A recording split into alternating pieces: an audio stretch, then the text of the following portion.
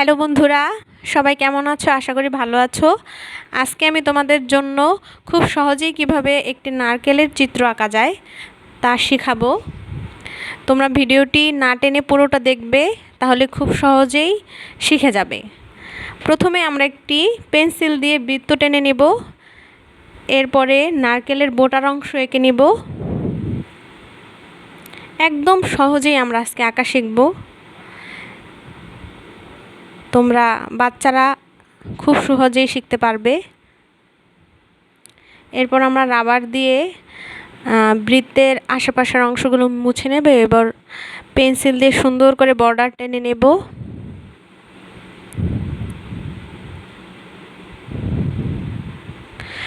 এবার আমাদের রং করার পালা। প্রথমে আমরা হলুদ রং দিয়ে নিচ্ছি। আমরা এখানে ব্যবহার করেছি।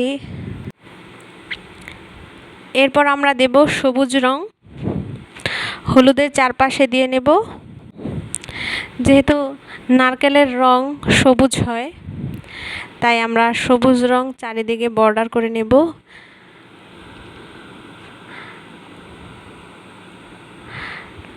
আমাদের এখানে খেয়াল রাখতে হবে যেন আমাদের বর্ডারের বাইরে রং চলে না যায়, তাই খুব খেয়াল করে আমাদের রংগুলো করতে হবে। আমরা সবুজ রংটি হলুদের চারপাশে খুব সুন্দর করে মিশ্রণ এঁকে নেব। এবার বোটাগুলো রং করে নিলাম সবুজ রং দিয়ে।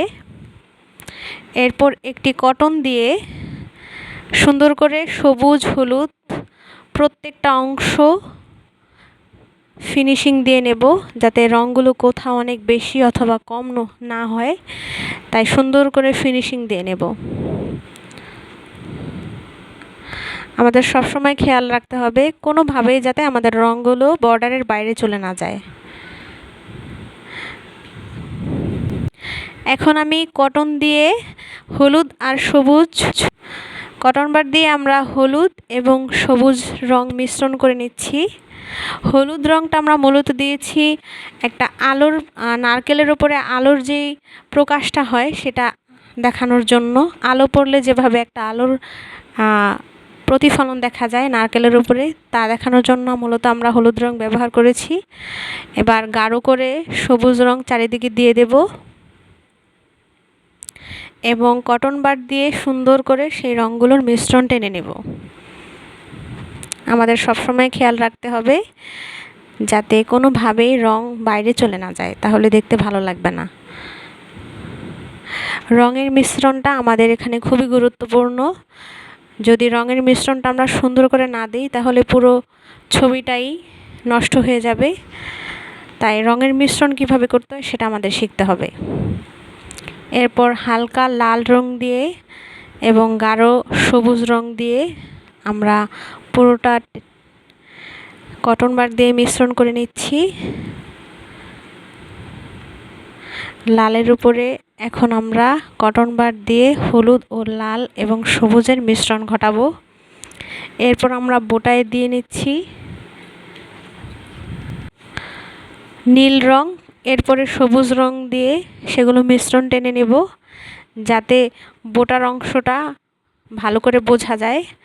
এরপর আমরা কটন বার দিয়ে প্রত্যেকটা অংশ সুন্দর করে মিশ্রণ টেনে নেব। হালকা লাল আভা দিয়ে এবং কটন বার দিয়ে সেগুলোকে মিশ্রণ করে নিচ্ছি। এই রংটা দেখতে খুবই সুন্দর লাগে। এবার আমরা নারকেলের ছায়া মাটিতে যে প্রতিফলন হয় সেটা আঁকার জন্য আমরা একটি ধূসর রং দিয়ে প্রথমে এঁকে নেব। এরপর ছায়া আঁকার জন্য কালো রঙের ব্যবহার করব এখানে আমরা। এরপর কটন বার দিয়ে কালো এবং ধূসর রঙের মিশ্রণ করে নেব, যাতে বোঝা যায় যে একটা রোদের আলোতে একটা নারকেল নিচে রাখলে মাটিতে কীরকম দেখাতে পারে। খুব সুন্দর দেখাচ্ছে আমাদের সেই আলোর প্রতিফলনটা এবং ছায়ার প্রতিফলনটা। আমরা খুব সহজেই আমরা এটি এঁকে নিলাম। তো তোমরা যদি এরকম আরও ভিডিও দেখতে চাও তাহলে লাইক কমেন্ট করবে এবং পরবর্তীতে কি তোমরা শিখতে চাও বা কোন ভিডিও তোমাদের ভালো লাগবে তা কমেন্টে জানাতে পারো। আশা করি তোমাদের সবার খুব ভালো লাগবে। আমি তোমাদের পাশে থাকতে পারলে বা তোমাদের কিছু নতুন নতুন শেখাতে পারলে আমি নিজেকে ধন্য মনে করব। তাই সবাই লাইক কমেন্ট করবে এবং আমার পাশে থাকবে। আশা করি তোমাদের এভাবেই খুব সহজেই প্রত্যেকটা আঁকা আমি শেখাতে চেষ্টা করব বা শেখাতে পারবো। তোমরা সবাই আমার পাশে থেকে আমাকে আঁকার আরও নতুন নতুন ভিডিও দেওয়ার জন্য উৎসাহিত করবে। তোমরা কীরকম ছবি শিখতে চাও বা পছন্দ করো সেটি যদি আমাকে কমেন্ট করে জানাও তাহলে আমার ভিডিও আরও নতুন ভিডিও দেওয়ার জন্য আমি নিজেকে উৎসাহিত করব। সুতরাং সবাই ভিডিও কমেন্ট লাইক করে আমার পাশে থাকবে। ধন্যবাদ।